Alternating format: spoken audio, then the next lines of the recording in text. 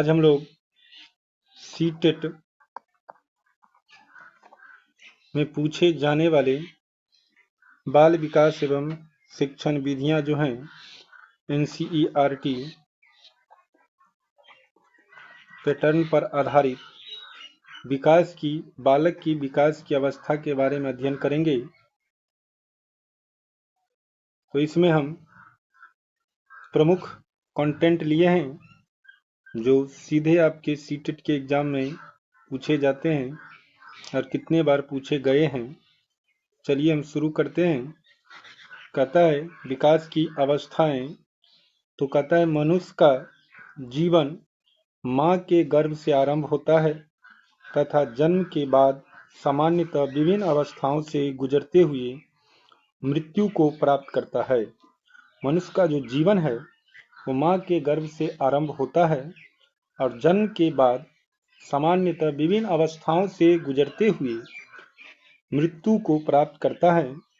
इन अवस्थाओं के बारे में अलग अलग मनोवैज्ञानिकों जो हैं अलग अलग राय दिए हैं, जिसमें सबसे पॉइंट हम पहला देखेंगे कि बाल विकास की अवस्था, जिसमें अलग अलग मनोवैज्ञानिक बाल विकास की अवस्था को कई प्रकारों से विभाजित किए हैं। जिसमें पहला है रोस व फायर्ड के अनुसार जो है बाल विकास की अवस्था जो है बालक की विकास की अवस्था उसमें 5 अवस्थाओं में बांटा है। कौन? तो रोस व फायर्ड। दूसरा था कोलसेनिक जो थे, उनके अनुसार बालक की विकास की जो अवस्था है वो 10 अवस्थाएं हैं। जीन पियाजे के अनुसार बालक की जो विकास की अवस्था है उसमें 4 अवस्थाएं हैं और बुर्नल के अनुसार बालक की जो अवस्थाएं हैं वो मुख्य 3 अवस्थाएं हैं। इसके बाद हम अपने भारत की बात करते हैं। तो भारत में सामान्यतः विकास की अवस्थाओं का जो है निम्न रूप में विभाजन किया गया है, जिसमें पहला है पूर्व प्रस्तुति काल। पूर्व जो है प्रस्तुति काल होगा यहाँ पे, यह है यह अवस्था गर्भधारण से लेकर जन्म तक की होती है। जब गर्भधारण होती है तब से लेकर जब बच्चे जन्म लेते हैं तब तक की यह अवस्था होती है। इस अवस्था को गर्भ अवस्था भी कहा जाता है। यह अवस्था 40 सप्ताह अथवा 280 दिन की होती है। इस अवस्था को 3 कालों में बांटा गया है। पहला है डिम्बावस्था, दूसरा है पिंडावस्था और तीसरा है भ्रूण अवस्था। इसके बाद हम दूसरा देखेंगे। दूसरा अवस्था है आपका शिशुअवस्था।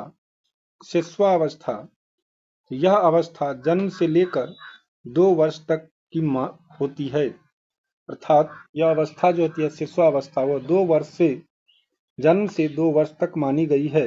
यहाँ से ये क्वेश्चन बराबर सीटेट के एग्जाम में पूछा गया है। इस अवस्था में बच्चे पुनरावृत्ति, प्रयास व त्रुटि, पूर्व व्यवहार, वस्तु की प्रधानता, छोटे छोटे शब्दों का प्रयोग इत्यादि करने लगता है। इस पॉइंट सबको आप नोट करके याद रखिएगा। तीसरा अवस्था है बाल्यावस्था।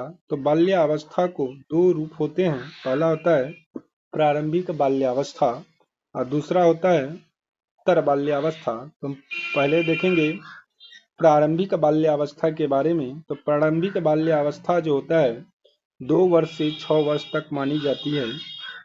मनोवैज्ञानिक के अनुसार प्रारंभिक जो बाल्यावस्था है वो 2 वर्ष से 6 वर्ष तक मानी गई है। इस अवस्था में बालक जिद्दी, विरोधात्मक, आज्ञा न मानने वाले अधिकांश व्यवहार करते हैं। नेक्स्ट पॉइंट है इसका कि बालक खिलौने से खेलना ज़्यादा पसंद करते हैं। किस काल में? तो प्रारंभिक काल में, प्रारंभिक जो बाल्यावस्था है उस काल में। इसके बाद नेक्स्ट पॉइंट है बालकों में जिज्ञासा की प्रवृत्ति बहुत अधिक होती है प्रारंभिक बाल्यावस्था काल में।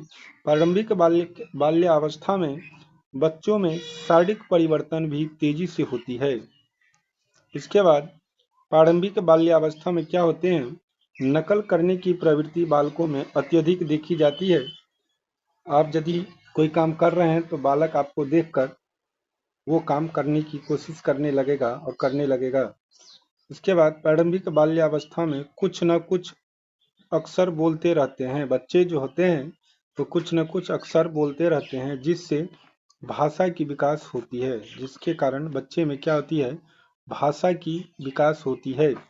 इसके बाद नेक्स्ट पॉइंट है, बालक जो हैं, बालक में जो संवेग देखने को मिलते हैं वह है क्रोध, डर, डाह, खुशी, दुख, उत्सुकता इत्यादि हैं। प्रारंभिक बाल्यावस्था में बच्चे में ये सब संवेग होते हैं। कौन कौन? तो क्रोध होती है, डर होती है, डाह होती है, खुशी होती है, दुख होती है और उत्सुकता होती है। प्रारंभिक बाल्यावस्था में बालकों में को लोगों से मिलना जुलना ज़्यादा अच्छा लगता है और अपनी उम्र के बच्चों के साथ इनका दोस्ताना संबंध बढ़ता है। इसके बाद देखेंगे उत्तर बाल्यावस्था। तो यह अवस्था जो होते हैं 6 से 12, कुछ मनोवैज्ञानिक के अनुसार 6 से 11 साल भी माने जाते हैं। तो इस अवस्था जो होती है उत्तर बाल्यावस्था, वह 6 से 12 वर्ष तक मानी जाती है। उत्तर बाल्यावस्था में बालक स्कूल जाना प्रारंभ कर देते हैं। इस अवस्था में बालक शरारत अधिक करते हैं। इस अवस्था में बच्चे समूह में रहना पसंद करते हैं। इसमें संवेग की अभिव्यक्ति बदल जाती है और बालक स्वयं से संबंधित बातें अधिक करता है। इस अवस्था में बालकों में जिज्ञासा की भी प्रवृत्ति बनी रहती है। किसमें? तो उत्तर बाल्यावस्था में। इसके बाद हम चौथा देखेंगे। चौथा है हमारा किशोरा अवस्था। किशोरा अवस्था, यह अवस्था 12 वर्ष से लेकर 18 वर्ष के बीच की मानी जाती है। इस अवस्था में किशोर में महत्वपूर्ण शारीरिक, सामाजिक, संज्ञानात्मक विकास होते हैं। किशोरावस्था में बच्चे ऊंची आकांक्षाएं, कल्पनाएं, नई आदतें, व्यवहार में भटकाव आदि देखने को मिलते हैं। किशोरावस्था को आंधी तूफान वाली अवस्था कही गई है। इसके बाद हमारा नेक्स्ट है युवा अवस्था। तो युवा अवस्था क्या है? तो यह अवस्था 18 से 25 वर्ष तक, कुछ मनोवैज्ञानिक के अनुसार वर्तमान में यह 30 वर्ष तक मानी गई है। इसके बाद छठा अवस्था है प्रौढ़ावस्था। यह अवस्था 30 वर्ष से 60 वर्ष तक मानी गई है। सातवां अवस्था है वृद्धावस्था। यह अवस्था 60 वर्ष से मृत्यु तक मानी गई है। लेकिन शिक्षा मनोविज्ञान व बाल मनोविज्ञान के लिए सभी अवस्थाओं का अध्ययन महत्वपूर्ण हमारे लिए नहीं है। केवल 3 ही अवस्थाएं जो प्रमुख है, जिनसे एग्जाम में ज़्यादातर क्वेश्चन आते हैं।